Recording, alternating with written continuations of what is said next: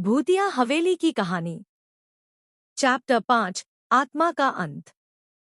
उस दिन से वह हवेली खंडर में बदल गई। वहां कोई भी आता जाता नहीं है। ऐसे ही एक दिन शहर के कुछ लोग शूटिंग करने के लिए उस हवेली में गए और आज तक वापस नहीं आए। ये सब हवेली का सच सुनकर वो तीनों दोस्त बहुत डर जाते हैं। वह बुढ़ा आदमी उन तीनों से कहता है, तुम्हारा दोस्त भी उस हवेली में गया है और वो कभी वापस नहीं आएगा। तुम भी अब वापस अपने शहर लौट जाओ। रमेश कहता है, हमें इनकी बात सुनकर अपने शहर वापस चले जाना चाहिए। रवि उस बूढ़े आदमी से कहता है, चाचा उस श्राप और आत्मा को खत्म करने का कोई तो तरीका होगा। बुढ़ा आदमी कहता है, उसने श्राप राजा और उसकी हवेली को दिया था।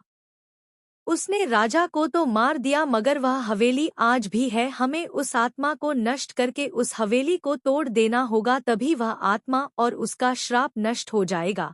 तभी श्याम कहता है, मैंने सुना है इस गांव कुछ दूर पर जो जंगल है, उस जंगल में एक महान पंडित रहते हैं और उन पंडित ने बहुत से आत्मा को नष्ट किया है। हमें उनसे जाकर मिलना चाहिए। क्या पता उनके पास कोई इस भूतिया हवेली की कहानी और उसके श्राप को नष्ट करने का उपाय होगा। सब लोग उसकी बात ठीक समझते हैं और पंडित के पास जाने के लिए निकल जाते हैं। वो लोग चलते चलते उस पंडित के पास पहुंच जाते हैं। वो देखते हैं कि वो पंडित वहां ध्यान में बैठे थे। वह लोग पंडित के पास जाते हैं तो पंडित जी की अपनी आंखें खोलते हैं और उनसे कहते हैं, क्या हुआ, आप लोग यहाँ क्यों आए हो? वे लोग उस पंडित को सारी बात बता देते हैं।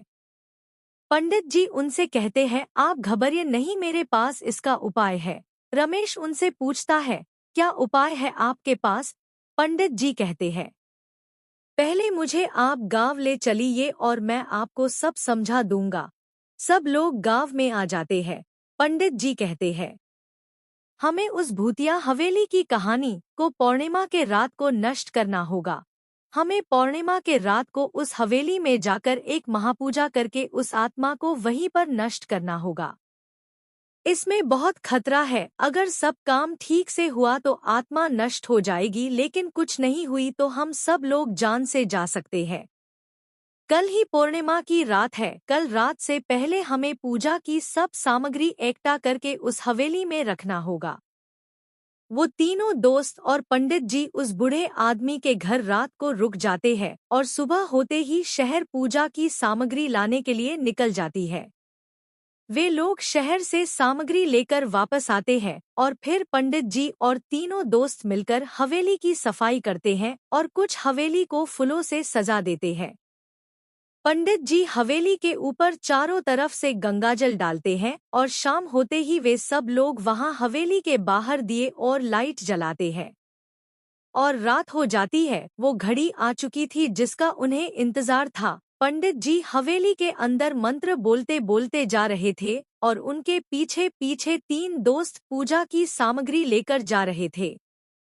उनके अंदर जाते ही हवेली में भयानक आवाजें आना शुरू हो गई। पंडित जी उन तीनों दोस्त को कहते हैं, कुछ भी हो जाए मगर बाकी सब चीजों पर ध्यान मत देना। वो पूजा के लिए बैठे जाते हैं।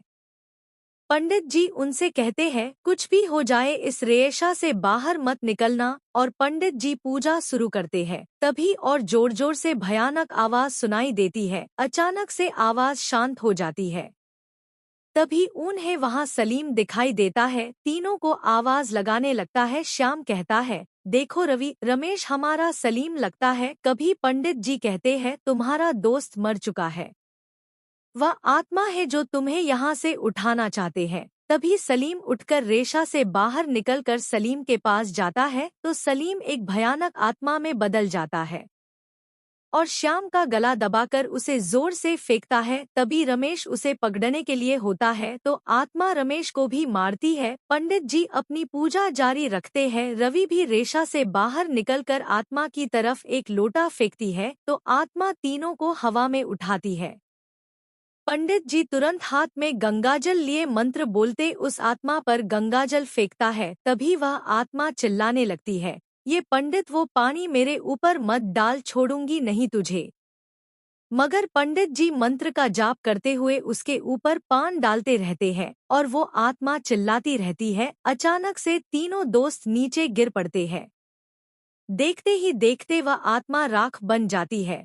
तभी सब कुछ शांत हो जाता है, चिल्लाने की आवाज बंद होती है और हवेली एकदम शांत लगती है और पंडित जी उस राख को एक लाल कपड़े में बांधकर पोटली में डाल देते हैं। पंडित जी तीनों के पास जाते हैं और उनसे कहते हैं, क्या तुम तीनों ठीक हो? तीनों कहते हैं, जी हम ठीक है। रवि पंडित जी से पूछता है, इस राख का आप क्या करोगे? पंडित जी कहते हैं, इस राख को मैं गंगा में समर्पित कर दूंगा। श्याम पूछता है, ये आत्मा वापस तो नहीं आएगी ना? पंडित जी मुस्कुराते हुए कहते हैं, नहीं आएगी, बस हमें इस बात का ध्यान रखना होगा कि इस कपड़े में से राख निकलकर लाल मिट्टी में नहीं गिरनी चाहिए, नहीं तो वो आत्मा वापस आ सकती है और उसकी शक्ति भी बढ़ सकती है।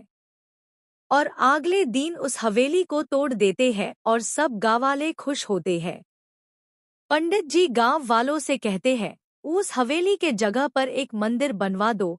मैं इस आत्म की राख को गंगा में समर्पित करने के लिए जा रहा हूँ। आगे क्या हुआ ये जानने के लिए सुनिए कहानी के चैप्टर 6 को। आज की ये खास और मज़ेदार कहानी आपको कैसी लगी? नीचे कमेंट में ज़रूर बताएं।